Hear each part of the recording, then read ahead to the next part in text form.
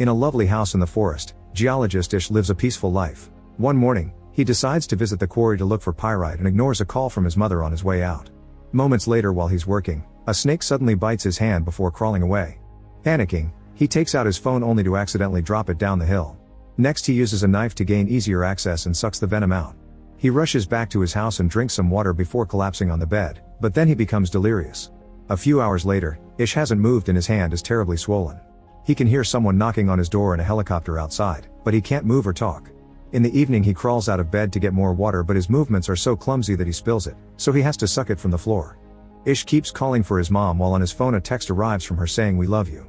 Many days later, Ish wakes up feeling better and his hand is back to normal. He gets in his car after cleaning it and it takes it a few tries to start. Ish drives to town and is surprised to find the streets empty. Eventually he stops the car when he discovers a rotting body on the ground. There are military cars everywhere and more dead people inside other vehicles. On a road sign he reads that there's been a global pandemic and the US government has been suspended. As he freaks out, he gets back in his car and turns on the radio. The news reminds the public the virus is highly contagious and lethal, so everyone must stay inside. When he makes it to his family home, Ish is devastated to discover both his parents are dead. After taking a moment to cry, he buries his parents in the backyard with a kiss on the forehead as goodbye. After resting in his childhood bed, Ish keeps searching the town and finds dozens of bodies in the church. Then he picks up a bunch of supplies including a gun and drives to the bridge, only to find it blocked. He screams in frustration before taking a different road to reach Las Vegas, which is also completely deserted. Searching the buildings is unsuccessful, so Ish decides to take a break in a jacuzzi. Later he goes to a bar to get a drink and drops the glass when he's startled by a voice. These are Milton and Anne, who explains they're immune and got stuck here when it all started. Milton has recorded the announcement on his phone and shows it to Ish, who learns the virus is new and nobody knows where it came from. Vaccines were ineffective and people were starting to panic on the streets. Eventually the government lost control and the virus took over the nation. Suddenly Ish admits that his parents had told him there was a new sickness around, but he hadn't thought it was this serious. Milton and Anne tell him all nations fell, so probably there are only a handful of survivors like them around the world. Anne confesses she watched her daughters and husband die on a video call. While the duo keeps drinking, Ish leaves to take the elevator, only to realize he has nowhere to go and falls asleep on the ground. The next morning he finds and trying on expensive clothes from the store. Ish wonders if being alive matters, and Anne says her heart beating doesn't mean she's alive. Then the trio gathers for breakfast and Ish learns Milton's wife died here in the hotel. Ish announces he'll leave soon in an upset and leaves the table. Milton tries to convince Ish to stay, saying they have food and a generator. As he shows Ish his gun, he also reveals he and Anne have an agreement: when food runs out, they'll self-delete. When Ish points out that the country has enough resources to last a decade, Milton asks why anyone would want to live after everything they cared about is gone. Before leaving, Ish asks Anne to come with him. She turns him down but still kisses him, so Ish has to push her off. On his way out, Ish hears 2 gunshots. Furious, Ish drives down the road at dangerous speed and almost hits a dog, but he stops just in time. Seeing this as a sign, he names the dog Lucky and takes him with him. Next, Ish stops at the library and gathers all the books on survival he can find. Not knowing what else to do, Ish returns to his old house to start a new life with Lucky. A year later, Ish is still alive. He keeps himself busy with chores and exercise, but he can feel he's starting to lose it and sometimes he drives his car in circles. One morning he hears Lucky barking and looks out the window to see smoke in the distance. Ish and Lucky immediately get in the car and drive to town to follow the smoke to a particular house. Emma appears on the roof with a gun, but she puts it down when Ish explains his situation. She invites him in and tells him she arrived a few days ago while sharing tea and bread. They get along pretty well, so when Ish tries to leave, Emma tells him to stay the night. The next morning Ish convinces her to come live with him so they can keep each other company. While Emma looks around the house, Ish gets rid of the noose he'd hung up when he felt hopeless. Emma notices that the rats have gotten into the pantry, so they go back to town to get supplies. At the store, they have to ignore the horrible stench coming from the bodies and a few rats. Days pass and Emma and Ish find a new routine together. They plant vegetables and go fishing for food.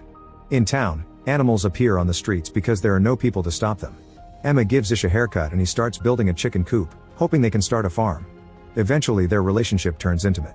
When Ish's car runs out of gas, he has to start filling up the tank using other vehicles in town. He also begins building solar panels on top of the house. One morning, he accidentally slips off the roof and falls, hurting his ankle in the process. Emma helps him come inside and takes care of him while admitting she misses having more people around. Later, while he's sleeping, she looks at old pictures of her family and cries. When Ish gets better, he immediately starts building again. Emma announces she's pregnant and Ish freaks out, hesitant to bring a kid to a post-apocalyptic world. He ends up looking for books on childbirth at the library, where rats are running around too. A few months later, The couple's little farm is going well with plenty of vegetables and even a few chickens. However, Emma points out she needs protein, so Ish agrees to go hunting. He finds a bunch of cows and after lots of hesitation, he shoots one as he apologizes. Then he follows a book's instructions to cut it and get the meat, which he takes home in a cooler. Some days later, Ish finally finishes the solar panels and the house has power, which means they can store food in the fridge again. Emma interrupts the happy moment with bad news. She's found a huge rat in the basement. She had to drown it to kill it since their traps aren't big enough for this size. A quick look through the window reveals that hundreds of rats have taken over the town and are now coming to their house. Ish realizes that the trash is attracting the rats, so he rushes outside to burn it all while Emma shoots at the rats that get too close. Unfortunately, Ish has to burn what is left of the cow as well. No matter what they do, the rats keep coming, so the duo runs back inside and starts working on sealing every door, window, and hole. Emma also pours lots of bleach into the toilet. A sudden crying noise reveals they forgot Lucky outside and he's being bitten by the rats. Ish has no choice but to open the door and quickly grab the dog before running back. It's just a second, but a few rats still manage to get in, and Ish tries to open fire. The bullet misses because they're constantly moving, so instead Ish begins killing them all by furiously smashing them with his gun. Afterward, Emma takes care of Lucky's wounds. This experience makes Ish afraid he may lose Emma during childbirth, so she finally confesses she gave birth to 2 daughters without complications. She lost her entire family on the same day because of the virus. A few months later, the rat infestation is finally under control thanks to the feral cats prowling in the streets. The couple can finally unseal the house and come out again. That day, Emma starts feeling contractions and gets ready to give birth. However, she discovers the baby's shoulder is coming out first. Ish wants to find the book that explains how to deal with this, but Emma yells at him and guides him on how to correct the position of the baby until the head is out first. This helps the birth go smoothly, and now they're the proud parents of a healthy baby girl. Feeling hope for the future again, Emma paints their address on a wall in town, inviting survivors to join them. This is seen by a mysterious person in the distance. 6 years since the pandemic started, Ish is driving alone when he accidentally hits a lion.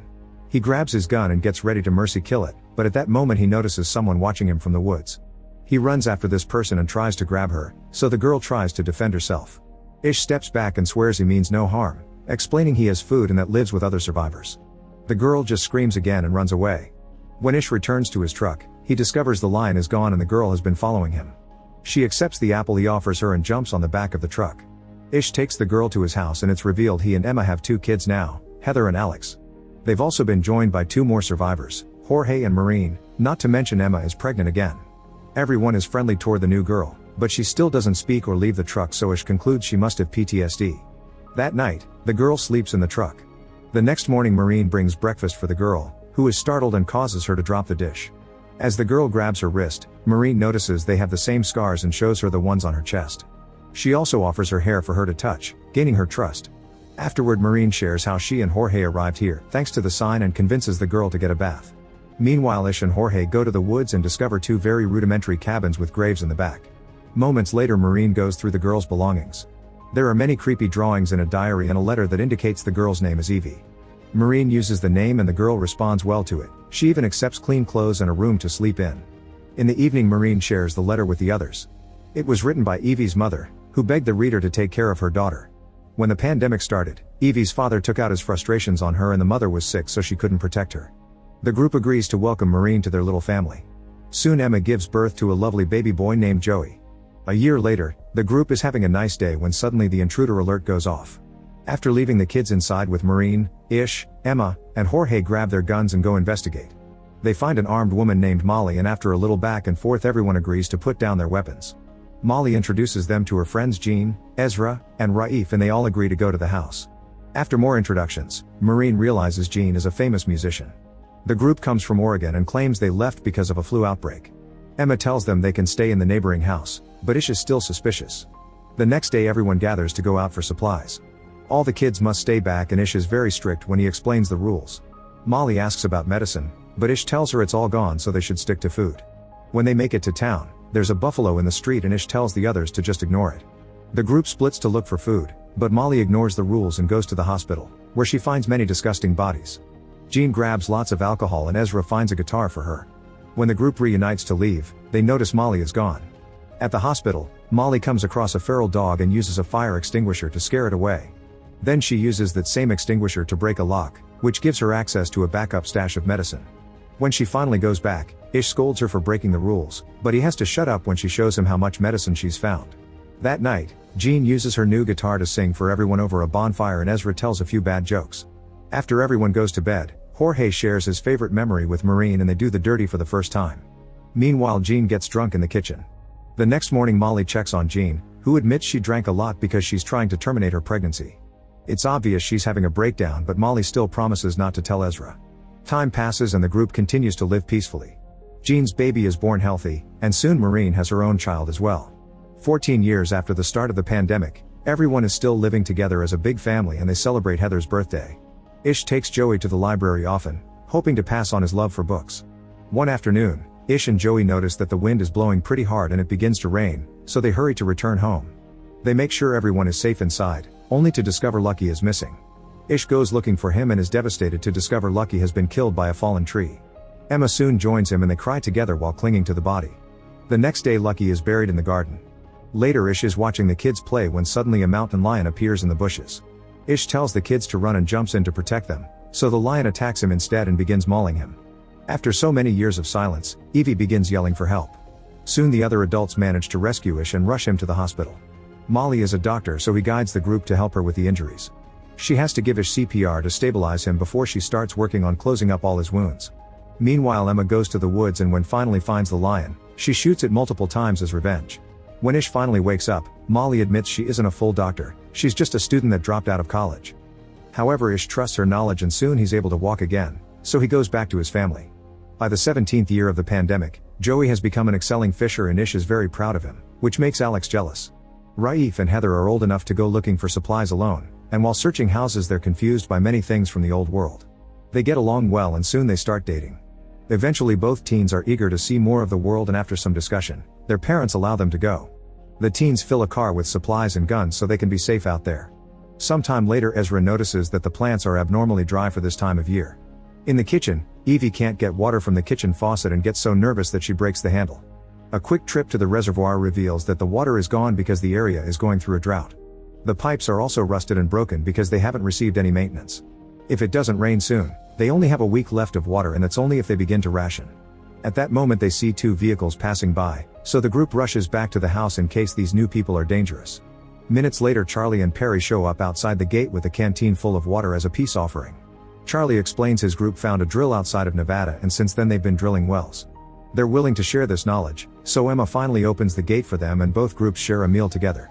Ish agrees to exchange all his spare fuel for a well, so after lunch Charlie starts digging.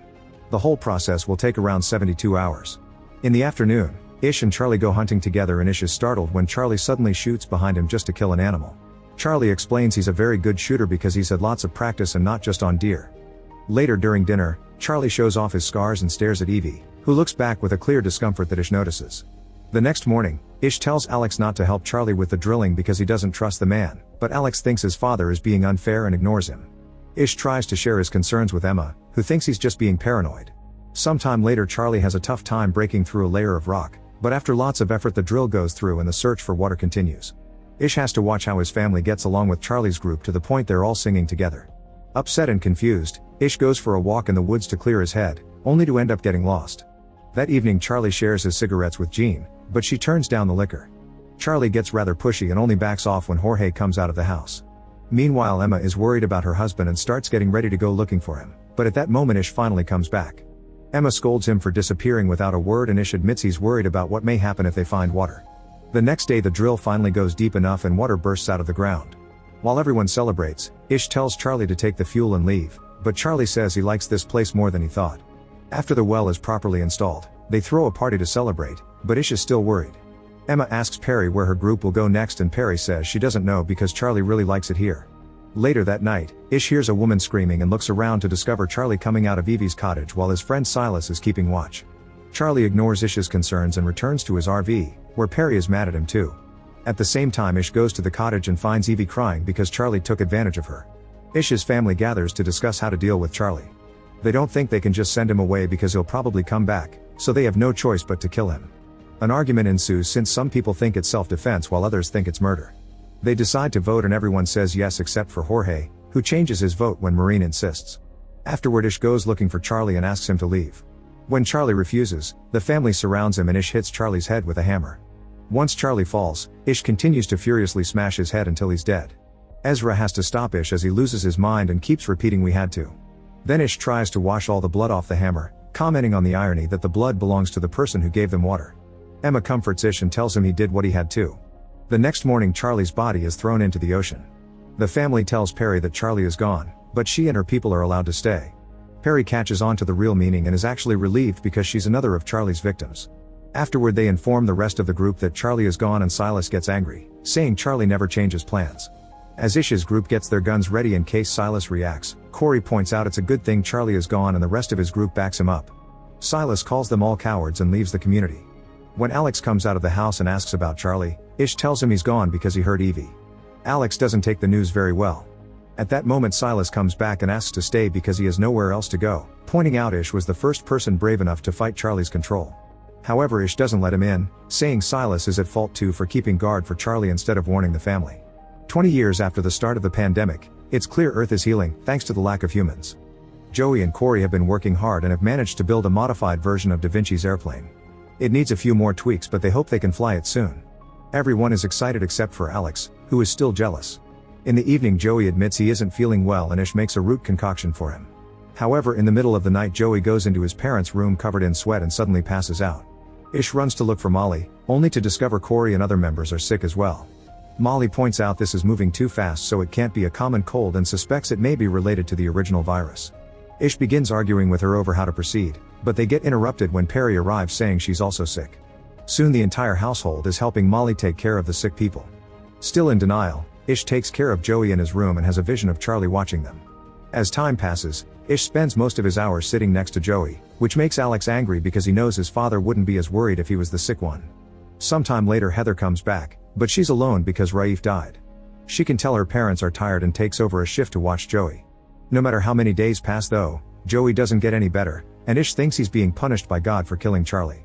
Getting desperate, Ish decides to cut a hole in the bridge barrier, which is big enough for him and a bicycle. Now he can finally cross the bridge and reach the big city, which is covered in plants. He rushes to the hospital and after breaking a few doors, he finds lots of medicine. During his search he has a vision of Charlie again and his guilt continues to haunt him. Ish decides to stop at the chapel and asks God to take him instead of Joey. At the house, Heather shares her journey with the others. She and Raif drove north but didn't find a single person. They got to see the beach and admired its beauty, but towns were unkept and rotten. One day, they saw some numbers with an arrow painted on a building. They started to follow them and found the same arrows painted on other buildings, trees, and even rocks, but they never took them anywhere. Eventually they decided to stay a few days on top of a mountain. Suddenly they heard a noise and a strange man appeared in the woods. Heather tried to follow him, but he ran away. When the couple returned to their tent, the man reappeared and grabbed Raif from behind. Raif tried to fight him, but the man retaliated by stabbing him with a knife. A furious Heather immediately threw an axe at him, killing him. Raif only got to say goodbye before dying as well. After burying him, Heather started to make her way home on foot because her car broke down. Hearing all this makes Jean start drinking again. As soon as Ish comes back, he starts getting things ready for a blood transfusion, hoping to pass his immunity to Joey. Heather immediately calms him down and advises him against taking extreme measures too soon. Then she tells her to go to Molly because she's created a new medicine made from tree. Ish picks up Joey and takes him to Molly, who explains the medicine may take a few days to take effect. Since Joey is burning with fever, Ish gives him a freezing bath. A few days later, everyone is starting to feel better. Molly explains this is a strain of the original virus and she can only treat it because it's weaker. Meanwhile Corey asks Heather for a description of the man that killed Raif and realizes it was Silas. Now he has to decide if keeping the secret or not. Unfortunately the medicine doesn't work on Joey, who says his final words to his parents and dies in his bed. Ish doesn't take it well and drives out of the house at great speed, ignoring his family's concerns. He finds the sign Emma painted years ago and covers it up. Then he goes to the library and starts throwing and destroying the books in a fit of fury. At the house, they bury Joey with a few more people who couldn't survive the virus either and they hold a small funeral. Later Emma finds Ish still at the library with a match in his hands. She reminds him it was all already gone before Joey, but he still has other children and friends to live for. This convinces him to return to the house, but he still doesn't know how to live again. A few days later Ish goes on a hike and finds a beautiful view of the perfect sunrise, which shows what the world has become. When he goes back, he tells the kids he got it all wrong. He's been trying to teach them lessons from the old world, but now they live in a different place. Ish announces they don't need him to teach him anymore because the world is their teacher now. A year later, Ish finally forces himself to enter Joey's room. While picking up all the unused things, he discovers Joey's diary. The boy had wanted to find more people even if Ish didn't agree, and he had started to design a diagram for a radio with its own antenna. Wanting to celebrate his son's legacy, Ish tells the others they have a new project to work on together. Eventually the radio is finished and the antenna is installed on top of the house. The machine does work, but for now nobody answers. Ish spends every waking hour trying every single frequency, hoping someone out there eventually will come through. One afternoon Emma convinces him to take a break and they join a baseball game the others are playing using random objects from the house. They have an afternoon full of fun, but Heather can't help wondering why a ball game has so many numbers. Ish explains that in the old world, everyone was hung up on statistics, measuring, and ranking everything. Hearing this causes Heather to remember the numbers with the arrow and Ish realizes they're a frequency. The group rushes to the radio and tries Heather's numbers. After a few minutes of silence, they finally get an answer. There's a 77-member community less than 100 miles away at what used to be a state park. After some discussion, Ish's group invites these survivors to join their community. 50 years after the beginning of the pandemic, an old Ish passes his hammer to Heather's oldest son. Ish tells him that his last lesson is that men and women come and go but the earth abides. Make sure to subscribe and turn on notifications so you can watch more videos like this. Thanks for watching.